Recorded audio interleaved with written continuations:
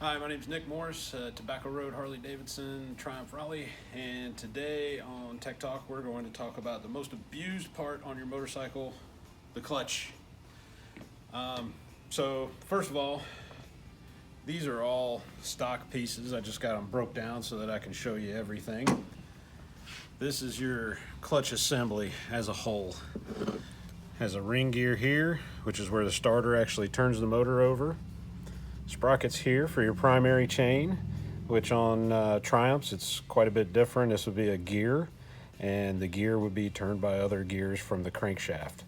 The basket, which is this piece here, this outer piece, and the hub, which is the inside.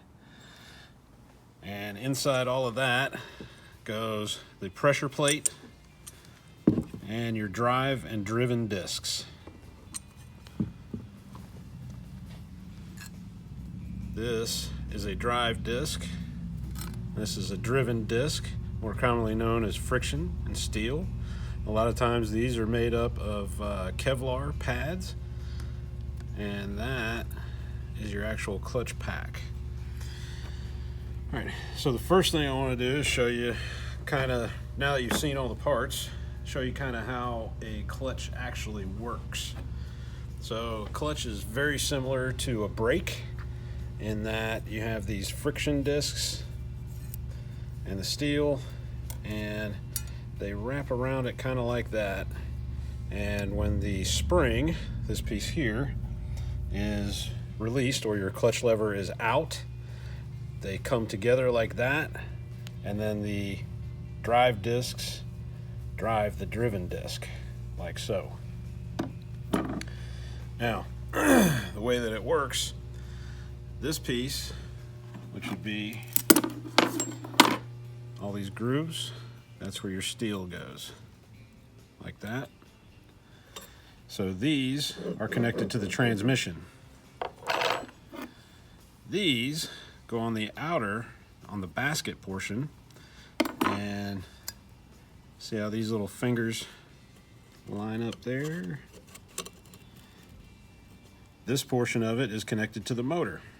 So when the motor is spinning, the outer basket is spinning, the transmission isn't doing anything in neutral or with the clutch pulled in. So this isn't doing anything. This is sitting stationary, and this is rotating. Now, when you pull in your lever, it pushes out on this spring and lets all of these plates separate so they're not touching. That's why you don't get any drive when you're in neutral or you have the clutch lever pulled in, because these are not touching. When they do touch, once you let go of the lever, these again act as a brake pad on your brake disc and turn this inner hub and turn your transmission. Now there's a lot of different kinds of clutches. Like I said, this is a stock Harley-Davidson big twin clutch, all of these. This one here is what a lot of people would refer to as an automatic clutch. Now, I'm not sure if you can see them all, but all these ball bearings in here, what happens is this clutch doesn't do anything. You put it in gear, the bike doesn't move. As you rev the engine, it pushes all these little balls down into these tunnels and pushes them out and pulls the pressure plate in, which causes your clutch plates to be your brake discs again and spins the transmission. One other thing that I have over here, which is not necessarily a street application, this is actually a high performance pressure plate, what we call a lockup hat, and this is actually off of one of Ray's drag bikes. And what this does is, as the motor spins, it kicks these little fingers out, and when it kicks the fingers out, these fingers have weights on them, and as you see, when I pull the finger out, it pushes that in, and the higher the RPM, the more the clutch grabs. I could get into all the mechanics, all the physics of it, rotational mass, coefficients of friction and all that stuff, but we're just learning the basics.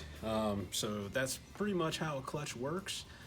If you have any questions or anything, feel free to comment below or send me an email at nick@tobaccoroadhd.com. Thanks.